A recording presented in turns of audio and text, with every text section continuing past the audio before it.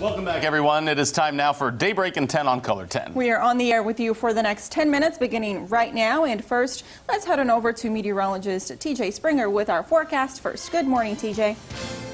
Good morning, guys. Temperatures aren't too bad out there this morning. It's still chilly for some of us. You'll want to have that jacket probably in your hand. A live look over Park Central Square. No concerns. High pressure has been dominating over the last couple of days, and it's going to continue to do so in the days ahead. Temperatures are in the lower 30s, freezing to be exact in Springfield compared to 38 in Lake Ozark, 39 in Branson. It is 34 in Joplin, 40s from Fort Wood, southward toward West Plains. So it's going to be a pretty nice start aside from that chill in the air like we had over the last couple of mornings. Satellite and radar showing just a few clouds from time to time as high pressure really battling that out. Still a pretty dry atmosphere, but there's a weak front to our north, and that is allowed for just a few of those clouds, but really that front is diminishing and washing out across the region. If you are heading out and want to walk your furry friends today, temperatures are going to be topping out in the lower 60s.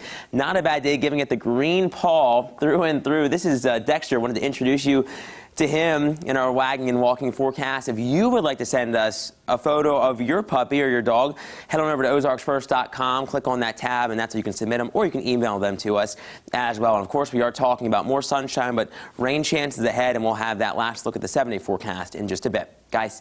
As coronavirus cases rise, many are trying to decide whether or not to travel for the holidays. Nigel McDonald spoke with some travel experts yesterday. She's in studio now to tell us more about their predictions. Nigel, good morning. Yeah, Joe, well, good morning. AAA anticipates fewer than 50 million Americans will travel for Thanksgiving. This is a 5 million drop from this time last year. AAA says those who choose to travel are wanting more flexibility, which is one reason the organization anticipates 95% of holiday travel to be done by car. Traveling by car can help you limit who you're exposed to. Springfield Branson National Airport spokesperson Kent Boyd says airline passenger numbers are down about 50%.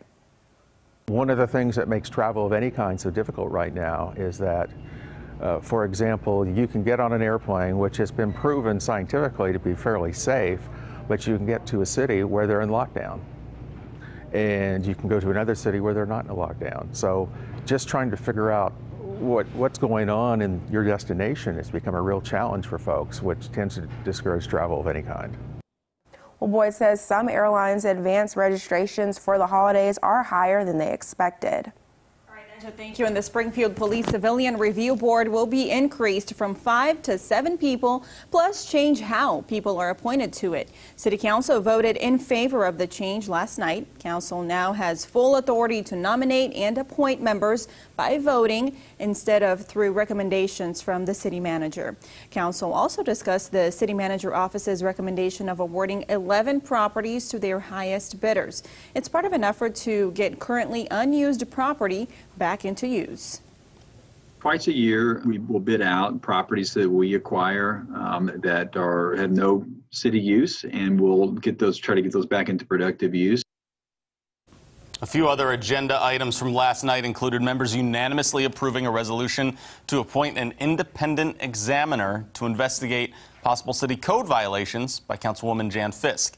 You might recall this comes from a complaint that the limo company Fisk owns with her husband won a contract bid for city charter bus services. Plus, council voted down revisions to elections and city code. There will now be a cap on individual contributions of $2,600 per election cycle. That ordinance starts December 1st. Multiple agencies are working to contain a 40-acre wildfire just south of Washington County in Arkansas. The fire is sparked over the weekend at a hunter camp. Due to the size and terrain of the area, forest managers and fire officials are using natural and man-made barriers like surrounding roads to contain the fire.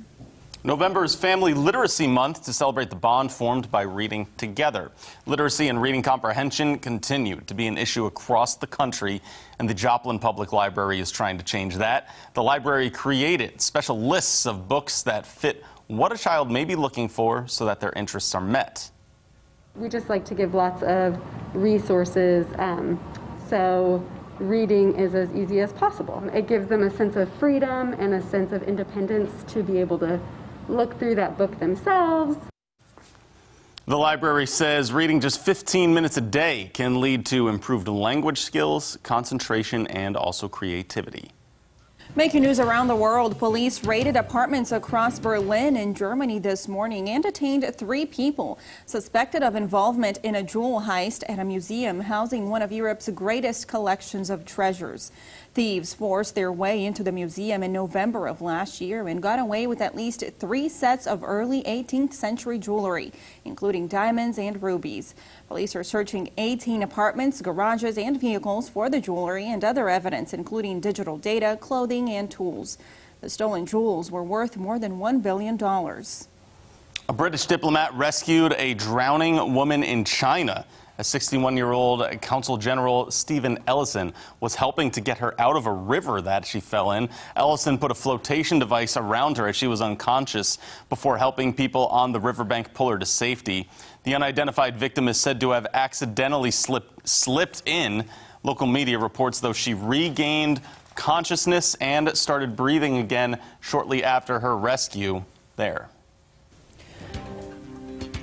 Making more local news now, the Salvation Army is reminding people it is the last week to sign up for the Christmas 2020 toys and food distribution program. They will be assisting families with children 16 and under, households with seniors 60 and up, as well as households with disabled individuals. You can sign up from 9 a.m. to 12 p.m. and again from 1 to 3 p.m. every day this week at their Chestnut Expressway building.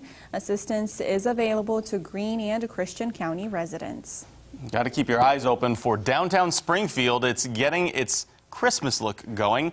Park Central Square's Christmas tree is going to be installed later on this morning. It'll be a 35-foot tall Norway spruce that goes up at 9. You can watch a live stream of the tree going up on the City of Springfield's Facebook page. Again, that happening at 9 a.m.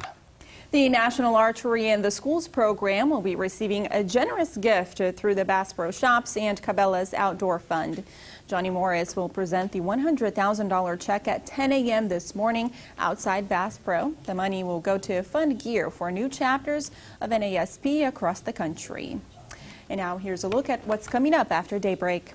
Coming up, new restrictions take hold as coronavirus cases spike across the U.S. This is why there's increasing concerns for the nursing home workers who serve the most vulnerable.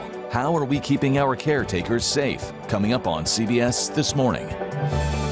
All right, we take a look at what things are trending right now at this time. Dolly Parton's in the news. You hear about this? Ooh, no, I have not. You don't know why? No, I'm kind of curious now. So Moderna, at this time yesterday, came out with that vaccine that said would be 94.5% effective, and somebody was fact-checking who helped fund this, and Dolly Parton and her foundation gave $1 million to this. That's great. Wow, that's Dolly amazing. Parton doing her part to try and cure some coronavirus there. Yeah, doing her part. I think it's wonderful to see people who can help in any way, whether it is financially or in a different way, to be a part of it. And I wonder who else is on that list. I'll have to look at that article, Joe, and see if there are any other names on that list.